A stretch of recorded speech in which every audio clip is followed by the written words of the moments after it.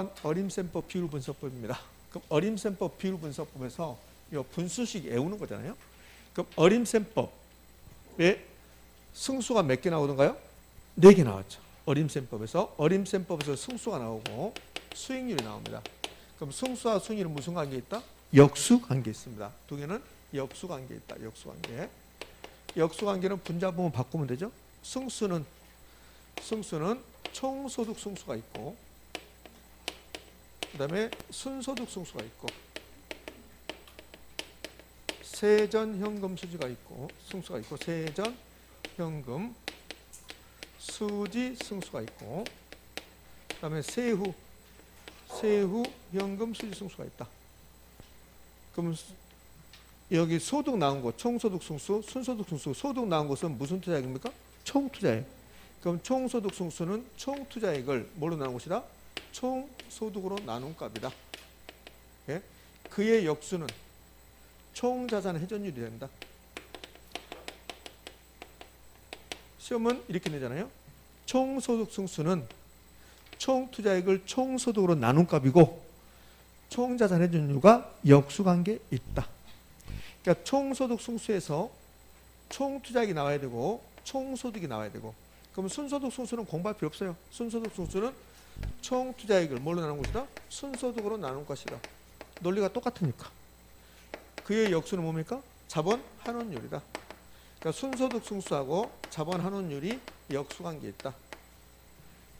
이 승수는 뭘 뜻한다? 승수는 자본 해수기간을 뜻한다. 그래서 특히 순소득 승수를 자본 해수기간이라고 표현한다.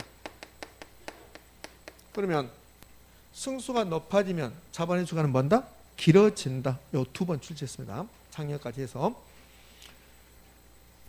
승수가 10이면, 순소득 승수가 10이면 자본 해수기간은 몇 년이고? 10년이고. 그래서 자본 해수기간을 구하라는 문제가 나오면 순소득 승수를 구하면 되고, 총투자액을 순소득으로 나누면 된다. 그러면 순소득 승수가 10이면 자본 해수기간은 10년이고 자본 환원율은 10%가 돼. 왜 10%냐면 순소득 승수와 자본 환원율 역수, 그러면 10분의 1이 되죠. 10분의 1이 몇 퍼센트? 10%가 될 거니까. 자, 2개. 총소득 승수하고 순소득 승수 2개 비교합니다. 총소득 승수와 순소득 승수 2개 비교하면 어디가 더 큽니까? 순소득 승수. 밑에 게 더 커진다 했잖아요. 밑에 게. 예? 세전현금 수지 승수, 세후현금 수지 승수, 수식. 2개는 무슨 투자액? 지분 투자액. 그럼 지분 투자액을 뭘로 나눈 겁니까? 세전현금 수지. 계산 문제 나오면 못 푸니까 이론 쪽이라도. 이론 나오면 풀어야 되잖아요.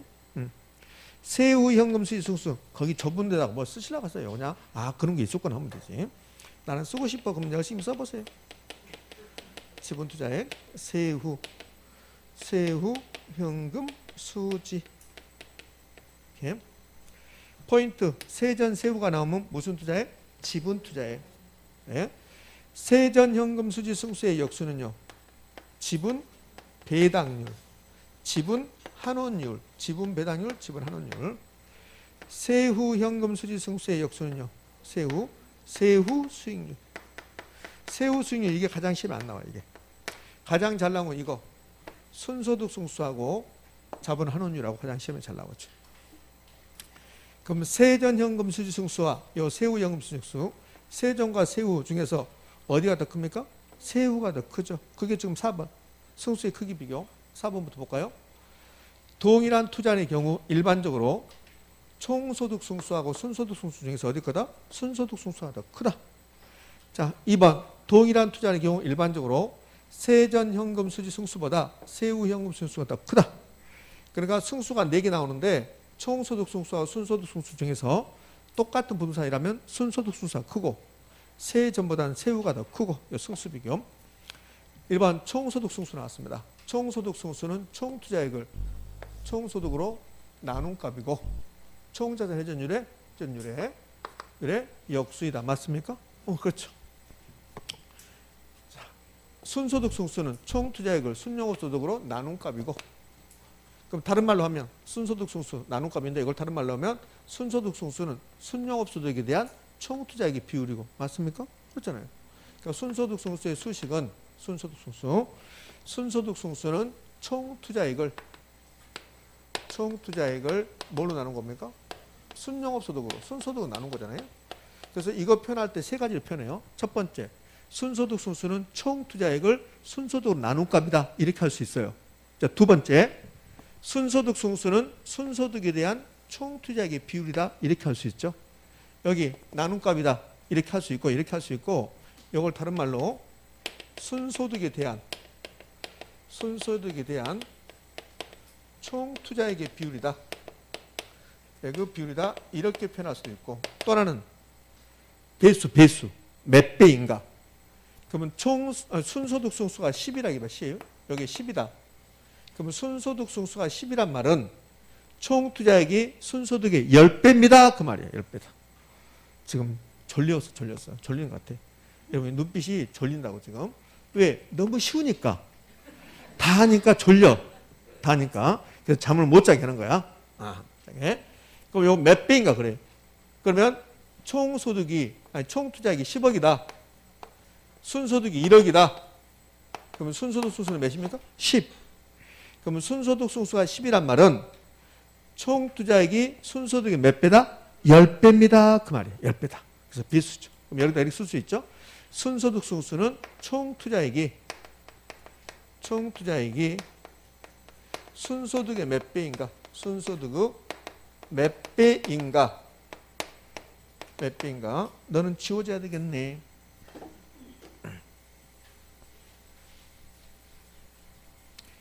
몇 배인가를 나타내는 배수이다. 됐습니까? 이렇게 세 가지로. 예? 여기 나왔네. 순소득 승수는 순영업소득에 대한 총투자 비율, 순영업소득에 대한 총투자 비율이다. 이렇게. 몇 배인가 배수다. 자본 횟수가 아니다. 승수가 높으면, 승수가 20이면 자본 횟수가 몇 년이다? 20년이다. 자본 횟수가 길어진다.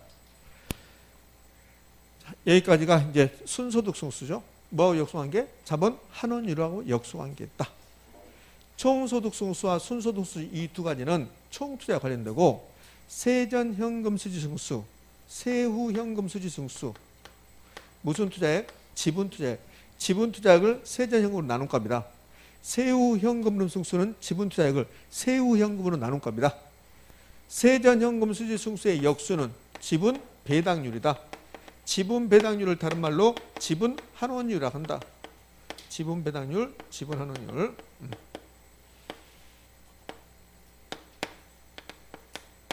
이렇게. 자, 그럼 다 끝났어요. 이렇게. 어림셈법 다 끝났습니다. 그럼 이제 비율 분석법 나오죠? 비율 분석법. 비율 분석법이 이제 5번. 5번부터 비율 분석. 대부 비율. 대부 비율, 다른 말로 융자 비율, 차입 비율, 저당 비율, 뭐 대출 비율, 담보 인정 비율, 이거 대부 비율이다. 부동산 가치에 대한 부채 잔금 비율이다. 대부 비율이 높아졌습니다. 그러면 대부 비율이 높아지면 지분 비율만 낮아지고, 대부 비율이 높아지면 지분 비율만 낮아지고 전부 다 높아진다 했잖아요. 대부 비율이 높아지면 대출금이 높아진다. 대부 비율이 높아지면 지렛대가 커진다. 투자 위험도 증가한다. 대부 비율이 높아지면 그러면 부동산 수요 증가한다. 수요수는 우측 이동한다. 가격도 상승한다. 대부 비율 변화에서 부동산 경기가 바뀌었다면 그것은 무슨 변동이다? 불규칙 변동이다. 대부 비율 변화를 통해서 정부가 부동산 시장에 개입했다면 직접 개입이다. 간접 개입이다. 간접 개입이다. 됐습니까? 그렇잖아요. 그다음에 이제 아주 중요한 거 해놨고 여기다가 그다음에 대부 비율 나오면 그 밑에 무슨 비율 나온다? 지분 비율 나온다. 대부 비율하고 지분 비율 다음 몇 시 됩니까? 1이 된다. 된다. 그럼 여기 이제 대부 비율 나왔습니다. 그럼 대부 비율 나오면 그 밑에 지분 비율 나올 것이다. 두 개를 더하면 몇 된다? 1이 된다. 1. 대부 비율 나왔습니다. 그 밑에 무슨 비율 나오고 지분 비율 나오고 나누면 뭐가 된다? 부채 비율이 된다. 자, 이제 부채 비율 가죠. 부채 비율은 저당을 지분으로, 부채를 자본으로, 대부 비율을 지분 비율로 나눈 값이다. 이게 부채 비율이죠. 그러니까 부채 비율의 수식은 이렇게 네 가지, 지금 세 가지를 써놨는데, 그러니까 수식, 여기 지분에 대한 부채 비율이다. 그럼 여기 한번 써볼게요. 부채 비율. 부채 비율은 부채를 뭐로 나눈 것이다? 자본으로 나눈 것이다. 자본하고 똑같은 말이 지분이야, 지분. 그 부채 비율은 지분에 대한 부채 비율이다. 지분에 대한 부채 비율이다. 자리가 바꾸면 틀려. 부채 비율은 부채에 대한 지분의 비율이다. 그럼 틀리다고. 지분에 대한 부채 비율이다. 그다음에 얘는 이제 여기까지는 자 여기는 자 이거 물어보는 거야. 여기 이렇게 물어보는 거고 여기는 이거 물어본 거죠. 대부비율이 50%면 그 부채 비율도 알고 지분 비율도 안다. 대부비율 알면 대부비율 알면 지분 비율도 알고 부채 비율도 알게 된다. 대부비율 50%예요. 그럼 여기다가 지분 비율 쓰자고. 대부비율 나오면 그 밑에 무조건 지분 비율 나와야 되니까. 그럼 지분 비율이 몇이다? 50이다.